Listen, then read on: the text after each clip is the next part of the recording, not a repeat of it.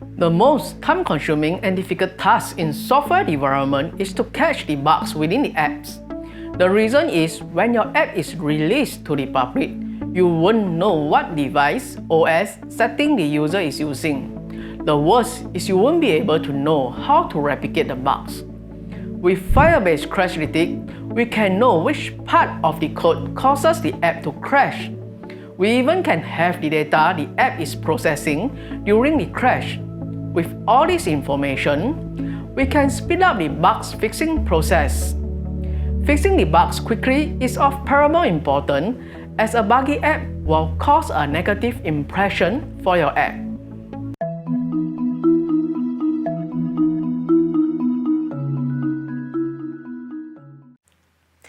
Welcome to Just Code China to learn coding with me. Your likes, favorite, sharing, and subscription to this channel are my biggest motivation to create more videos. If you have any question about this tutorial, please leave a comment below. All our tutorial videos are available in both English and Mandarin. In our last tutorial, I have shown you how to add Firestore into our app for data storage and synchronization. If you have not watched our tutorial 12, please watch it before proceeding. Today, I'm going to show you how to add Crashlytics from Firebase to help developers like you and me to catch the bugs in the app quickly. To use the Crashlytics from Firebase, we need to install the React Native Firebase app and React Native Firebase Crashlytics module. Let's bring up the terminal screen and make sure you are in the project root folder. In the previous tutorial, we had already installed the React Native Firebase app module. Therefore, we only need to install the React Native Firebase Crashlytics module in this tutorial. Just key in yarn add React Native Firebase Crashlytics and press enter.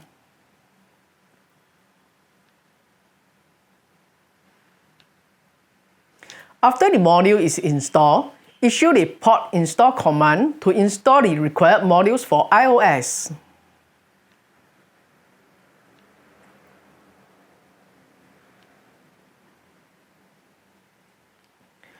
For the Android platform, we need to modify the build.gradle files to complete the installation.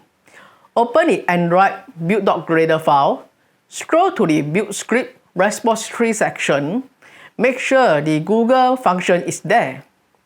Next, scroll to the dependency section, add in the Crashlytics setting as shown. Now, open the Android app build.gradle file, scroll to the end of the file, and add in the apply plugin for the Crashlytics as shown. Next, scroll up to the Android build tabs release section, add in the native symbol upload enable setting. This allows the Android app to upload the native symbol to Firebase when the app crashes. We have completed the install and setup for Crashlytics module. Now, we are going to add the Crashlytics feature into our Just Code Dictionary app. Before we start coding, please take note that you should prompt your user to allow the app to collect information for crash analytics. We are going to make the following changes to the dictionary app. First, we prompt user regarding the collection of information. Then, store the user response into the app local storage. Whenever the app is launched, it should check if the user had allowed or denied the use of Crashlytics. Next, create the respective action and reducer to update the Redux state. Last, create Crashlytics logs within your app to capture useful information when the app crashes. Let's open the firebase.json file under the project root folder. Add in the Crashlytics auto collection flag and set it to false. This will instruct the Crashlytics module not to auto collect information when the app starts. Next, we will add in the Crashlytics debug enable flag and set it to true. Without this flag set to true, when we are building the app in debug mode, the Crashlytics will not send the information to Firebase. Now, open the helper.js under the source library folder. We will create two methods to read and update the user response from and to the app local storage.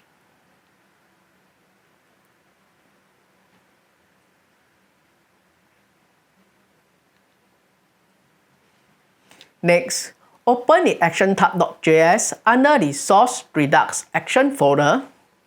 We will add in the set Crashlytics action tabs. Next, open the UI action.js under the same folder. At the end of the file, create the set Crashlytics method to return the set Crashlytics action tabs with the payload.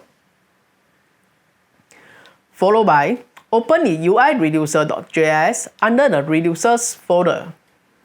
We first add in a new enable Crashlytics state and set the default value to null. Then, we will create a method that updates the enable Crashlytics state as shown. Now, we are going to modify the app.js file under the project root folder. At the beginning of the file, we import the Crashlytics module. Next, we scroll to the component deepmount method. In it, we will invoke the helper get Crashlytics setting methods. If the result returned is not null and is true, then we will invoke the set Crashlytics collection enable method from Crashlytics module to enable the data collection. Once we enable the Crashlytics, we will proceed to update the Redux state by invoking the set Crashlytics action. If the return result is null, then we will display the alert dialog box to prompt the user that we are going to collect the data for Crashlytics. In the dialog box, we will have two buttons for the user to allow or deny the data collection.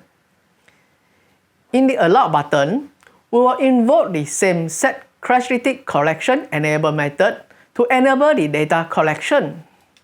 Once enabled, we will update the Redux state and update the user response to the app local storage.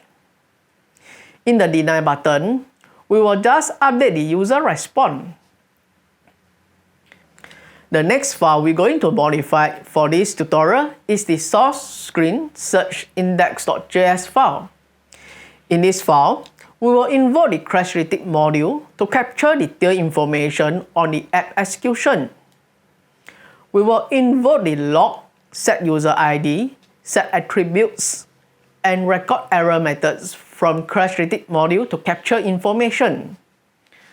Please take note that the log and record error methods are synchronous methods, while the set user ID and set attributes method are asynchronous methods. The log method is used to log general information that help you to debug the application. The set user ID method captures the user information, while the set attribute method captures the attributes related to the user and the apps. The record method is used to record the error the app had captured in the try catch block. It will record the React Native JavaScript stack trace. As a time of rule, don't overuse the Crashlytics module methods. However, you should also capture enough information to help in debugging. In general, you should capture enough information on high-risk methods. For example, in methods that perform complex calculation, storage access, or network access. In this tutorial, we will invoke the crash methods from the Crashlytics module to simulate the app crash.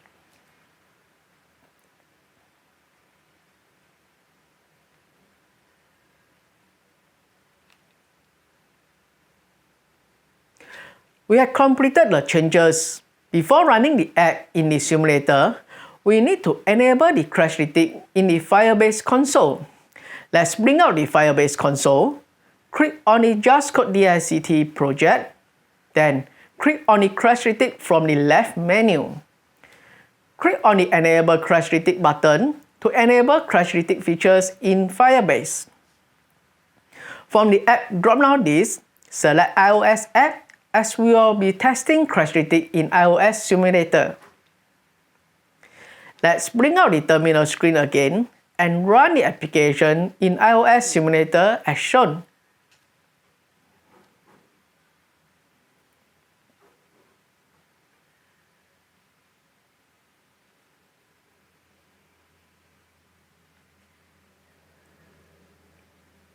The app has launched in the simulator.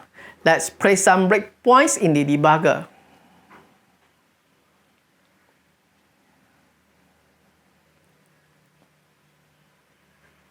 Now, click on the Allow button in the simulator.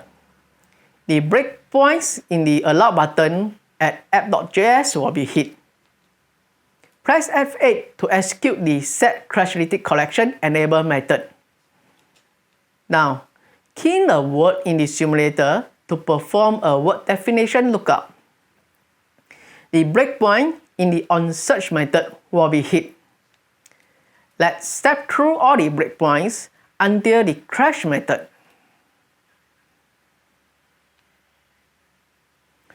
Once the crash method is invoked, the app will crash immediately.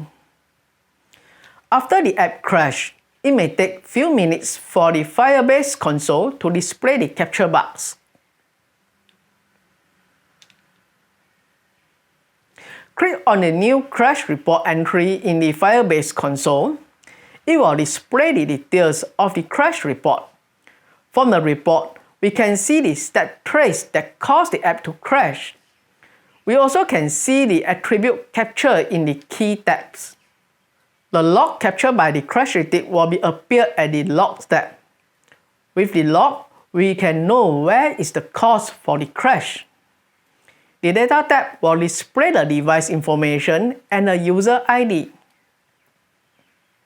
With Crashlytics, it provides app developer with details on the crash automatically without manually asking the user what they have done on the app.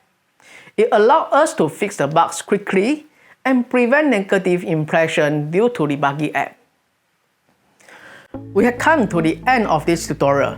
Today, I have demonstrated using Crashlytics to capture useful information when the app crashed. If you have any question regarding this tutorial or any topic related to mobile app development you wish to know, please leave a comment below. You can follow the link to get the source code for this tutorial on our GitHub page. Your likes, favorite, sharing and subscription are my biggest motivation to create more videos.